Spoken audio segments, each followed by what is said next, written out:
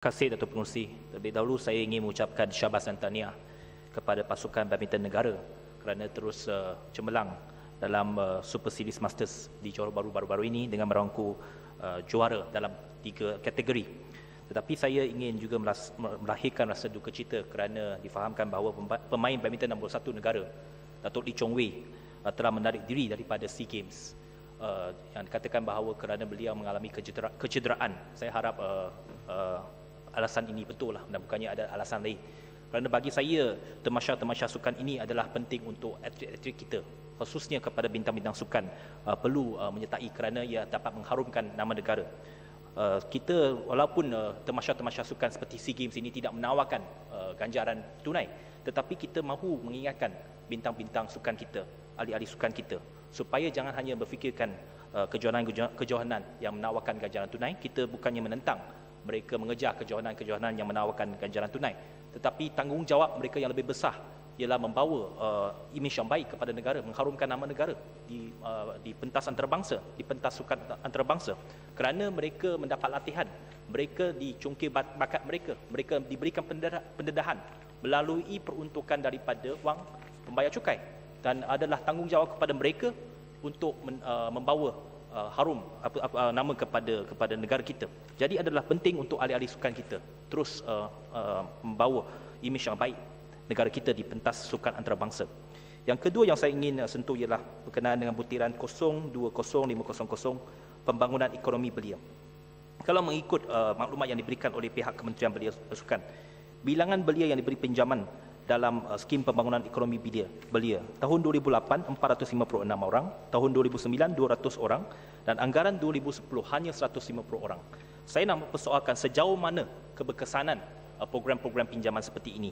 Kerana bagi saya adalah lebih penting kepada pihak Kementerian Belia untuk memastikan iaitu golongan belia kita mempunyai akses kepada pinjaman daripada agensi-agensi kerajaan yang lain. Kerana kalau hanya bergantung kepada pinjaman daripada Kementerian Belia, ini sememangnya tidak cukup kerana peruntukannya kecil dan tidak dapat membawa manfaat kepada ramai belia kita. Dan yang lebih penting ialah supaya Kementerian Belia pastikan pendedahan belia kita dan akses mereka kepada pinjaman-pinjaman daripada agensi-agensi kerajaan yang lain dan badan-badan yang lain. Kerana saya tahu bahawa banyak lagi agensi yang menawarkan pinjaman, tetapi sama ada golongan belia kita mempunyai akses kepada pinjaman-pinjaman tersebut, itu menjadi satu persoalan. Dan sama ada mereka boleh ataupun berjaya untuk mendapatkan pinjaman daripada agensi-agensi yang lain. Jadi saya harap pihak Kementerian Belia dan Sukan dapat memberikan pertimbangan dan juga memberikan penekanan supaya mereka mempunyai pendedahan kepada pinjaman-pinjaman ataupun program-program pembangunan ekonomi dalam kementerian-kementerian yang lain dan agensi-agensi kerajaan yang lain. Yang ketiga yang saya ingin bangkitkan ialah berkenaan dengan 00100 Institut Kemahiran Belia dan Negara IKBN. Saya ingin menyeru kepada pihak Kementerian Belia dan Sukan supaya mengkaji sama ada sudah tiba masanya IKBN ini diserapkan dalam sistem pendidikan negara. Kerana bagi saya adalah penting kepada golongan belia kita apabila mereka habis di peringkat SPM. Yang penting ialah kerajaan perlu memastikan tidak ada mana-mana golongan belia kita ataupun anak-anak muda kita tercicir daripada sistem pendidikan negara selepas SPM. Kerana ramai yang tidak dapat meneruskan pengajian. Mungkin dari segi akademiknya kurang baik, dari segi kewangannya tidak mampu untuk meneruskan pengajian di peringkat diploma, di peringkat college ataupun di peringkat universiti.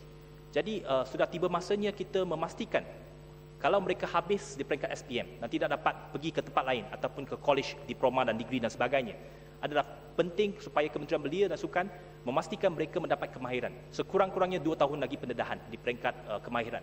Dan perlukah ataupun sudah sampai masanya pihak kementerian mengkaji IKBN ini diserapkan dalam sistem pendidikan negara supaya pastikan tidak ada mana-mana orang muda kita yang tercicir daripada sistem pendidikan kita selepas SPM. Kerana selepas SPM, kalau mereka tak ada kemahiran, tak ada kelulusan akademik, tak ada certification, memang payah untuk mereka untuk mendapat satu kerja yang baik.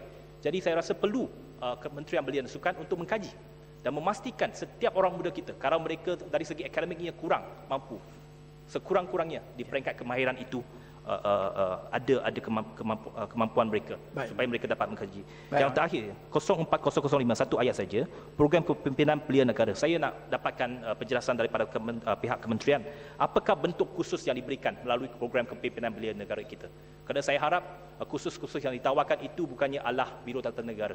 Dan saya harap dapat diberikan penjelasan bagaimanakah khusus-khusus ini membawa satu keberkesanan untuk memupuk kepimpinan di kalangan belia negara kita. Terima kasih.